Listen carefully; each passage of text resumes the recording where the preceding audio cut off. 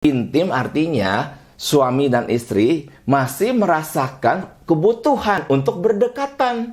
Dan saat berdekatan itu ada rasa nyaman. Rasa nyaman, rasa bahagia, rasa sukacita. Ya, itu harus kita rasakan. Jangan sampai ya ternyata dekat dengan istri kita, dekat dengan suami kita, aduh kita rasanya sebel. Ini orang kenapa sih nyebelin, jutek banget.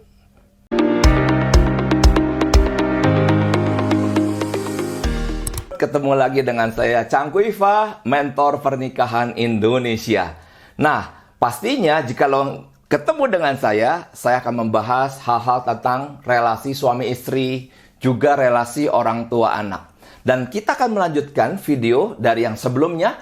Saya menyingkapkan tentang tipe-tipe daripada komunikasi, khususnya komunikasi suami istri. Saat itu saya bilang ada suatu komunikasi yang buruk, yaitu I and I.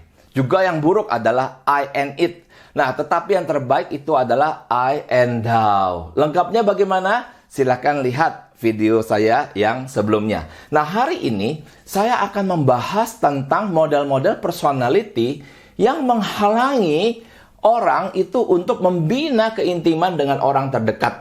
Ya, orang terdekat dalam keluarga sudah pasti suami dan istri. Setelah itu orang terdekat adalah hadirnya anak-anak. Ya, dan kebahagiaan kita sangat ditentukan oleh orang-orang terdekat kita.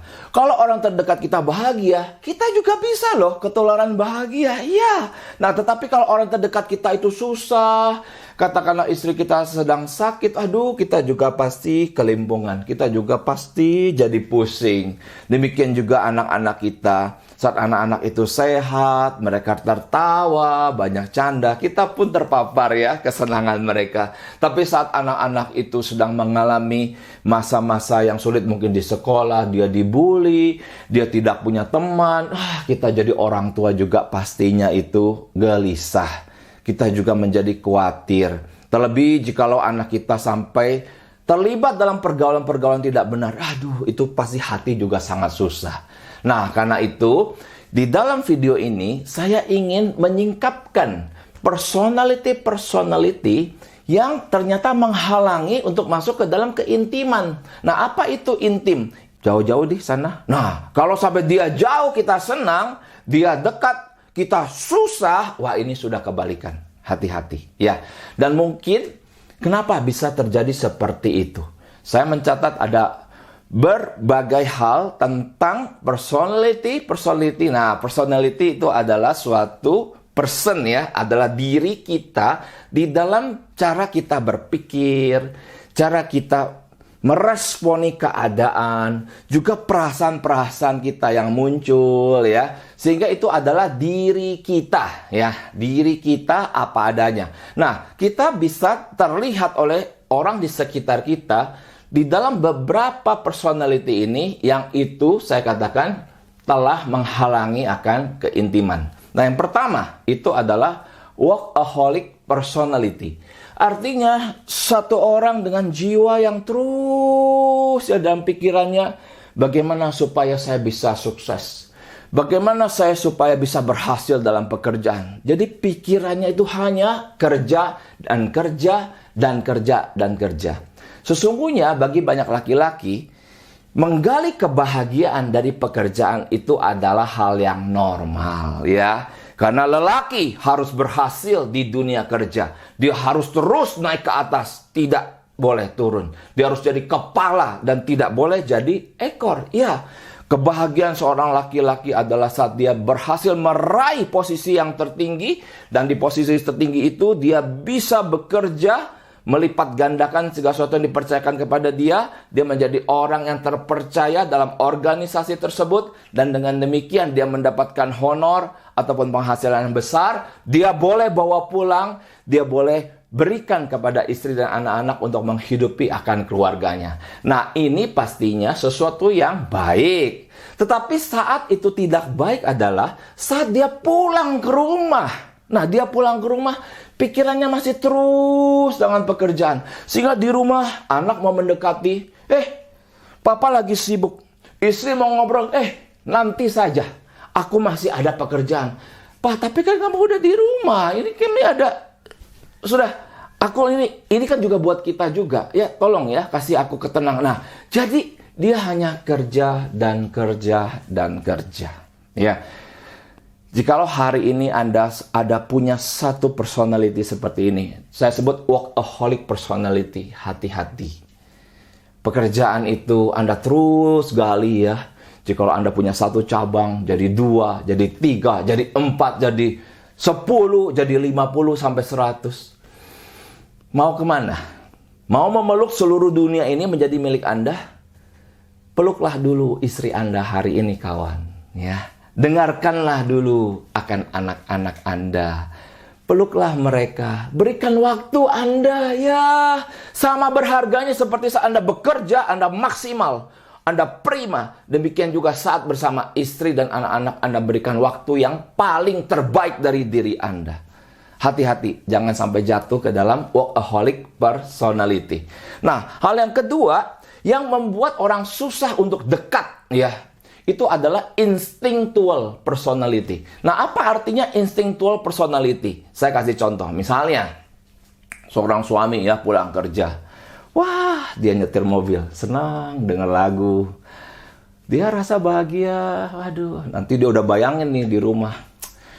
Dibukain pintu sama istrinya. Lalu sampai di meja makan. Ada makanan kesukaan. Jadi dia sudah berangan-angan. Bagus ya. Kita semua pasti pernah juga kayak gitu. Nah, singkat cerita udah sampai depan rumah. Nah, dia klakson. Tin, tin, tin, tin, tin. Sambil perasaannya masih senang. Tin, tin, tin, tin, tin. Loh, kok nggak ada yang buka kan? Wah, dia mulai. Nah, ini pribadi instinktual. Ya, dia mulai kayak kesal begitu. Dan kemudian dia keluar. Dia buka pintunya sendiri. Nggak dikunci ya. Kemudian dia buka sambil banting. Banting. Lalu masukin mobil. Begitu masuk ke rumah, ketemu istri keluar dari kamar. Dia sudah tidak suka. Nah, ini instinktual. Satu pribadi yang sangat dipengaruhi oleh situasi sekitar. Begitu situasi sekitar tidak menyenangkan, emosinya gampang tersulut. Dia langsung tanya kepada istri, "Kamu ngapain aja? Tadi nggak dengar aku lagi klason-klason." Loh, aku baru bangun. Tidur jam segini, enak amat sih. Aku nih baru pulang kerja, lain kali tolong dong. Dan seterusnya ya. Dan akhirnya, dari sore itu sampai malam, tidak ada percakapan. Yang ada hanyalah kesunyian. Yang ada hanyalah keheningan. Keheningan yang mencekam ya dalam rumah tangga itu. Istrinya sudah berbuat baik kepada dia.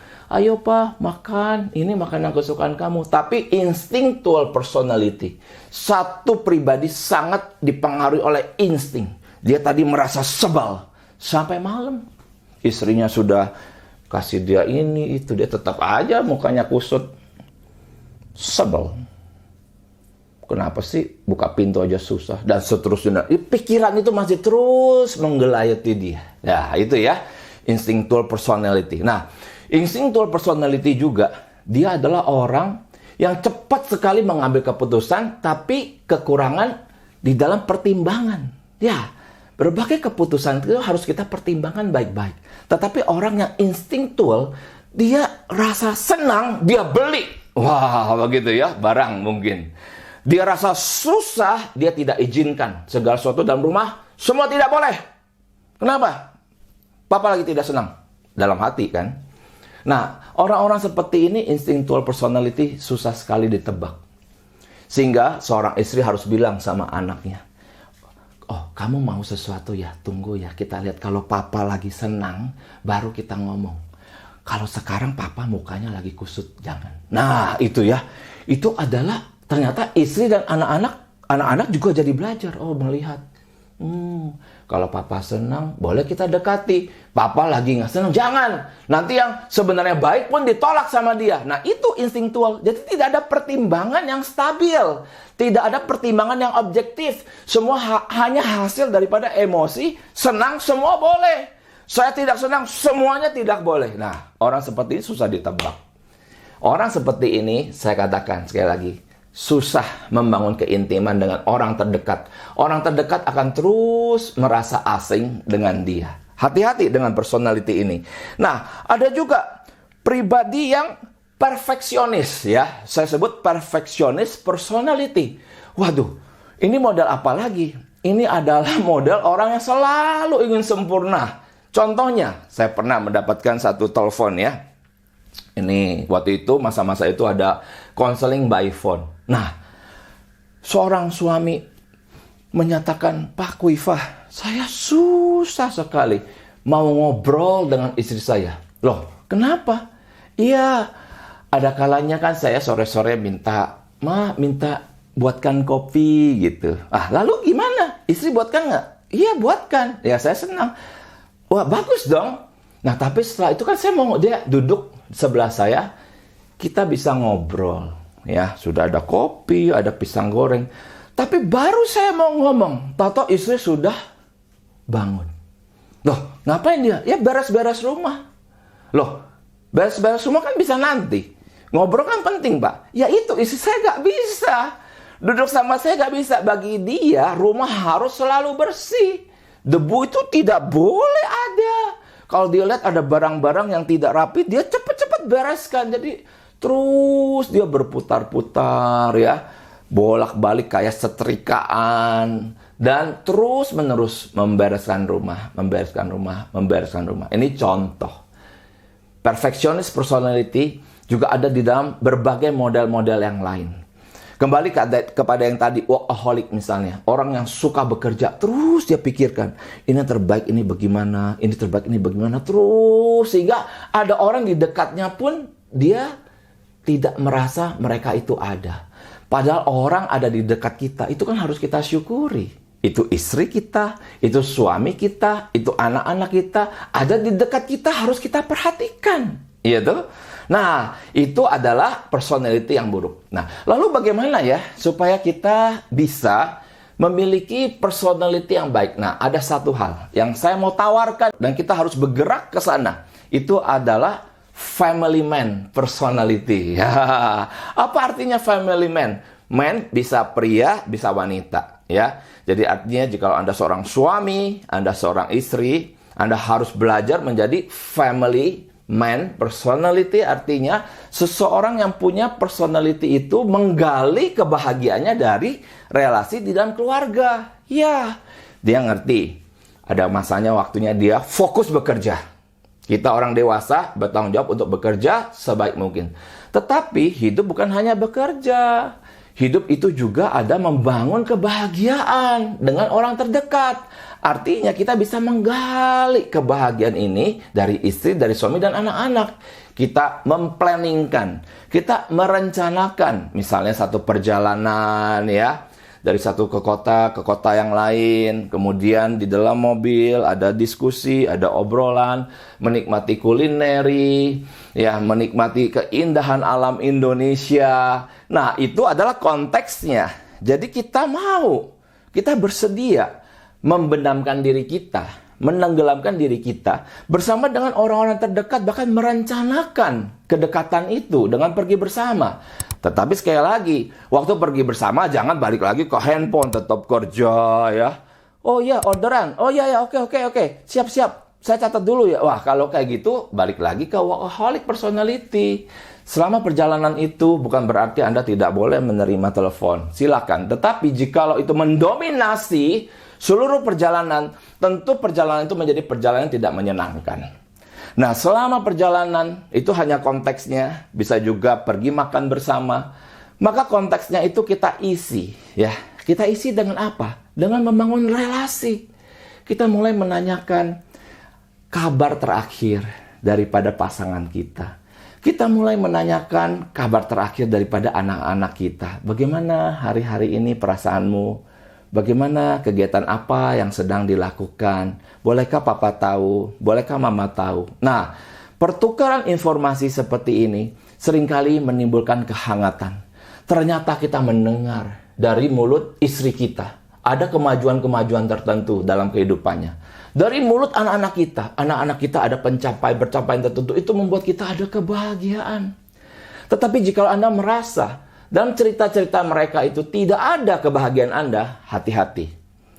Anda harus berdoa kepada Tuhan. Ya, Tuhan menciptakan manusia itu, ada suami, ada istri, ada anak-anak. Dan Tuhan itu pastinya ingin kita juga untuk belajar menggali kebahagiaan bersama dengan mereka.